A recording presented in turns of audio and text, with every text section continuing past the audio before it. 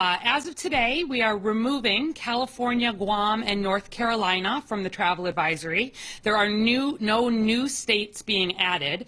You can see most of the country still, 38 states are in orange, meaning for unvaccinated travelers. You should be testing before and after and quarantining. This, again, does not apply to fully vaccinated travelers. I do want to note that Michigan, Minnesota, and Wisconsin currently have the highest rates of COVID-19 in the country per capita.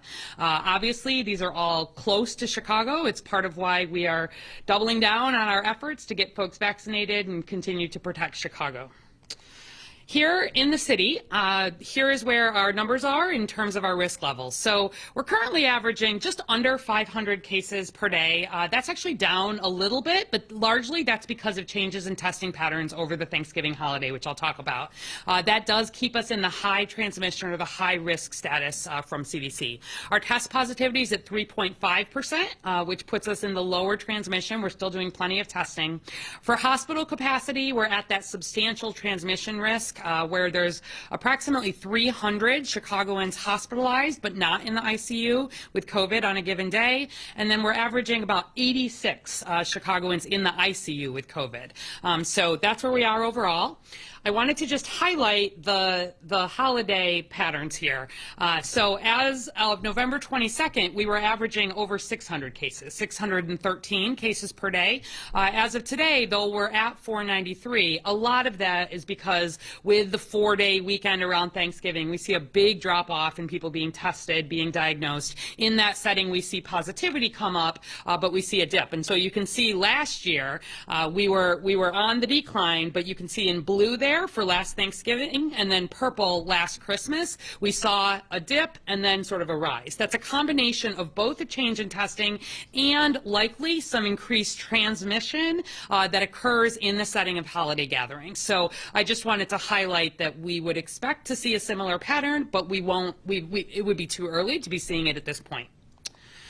Test positivity is continuing to increase at 3.5%, but we have adequate testing, doing typically 20,000 tests or more a day in the absence of the Thanksgiving holiday.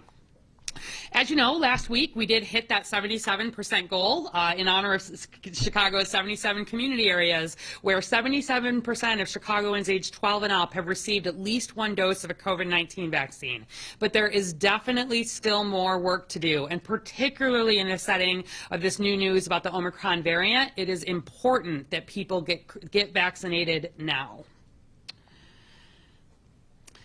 In terms of landmarks and benchmarks across the city, citywide, we are now at 77.2% of those age 12 and up having had a vaccine. And this week, some of the milestones we hit: Roseland hit 60%, Chicago Lawn hit that 77% mark, the near west side reached 80%, and West Lawn down in the southwest there hit 90% of Chicagoans 12 and up having had that first dose. So congrats to all of those community areas. Every single week, we are seeing communities hit these important benchmarks and make really good progress. The dark blue on the map here shows us the community areas that have hit at least that 77%, and we continue to be very focused on the community areas that are not there yet, but we are making good progress in all areas.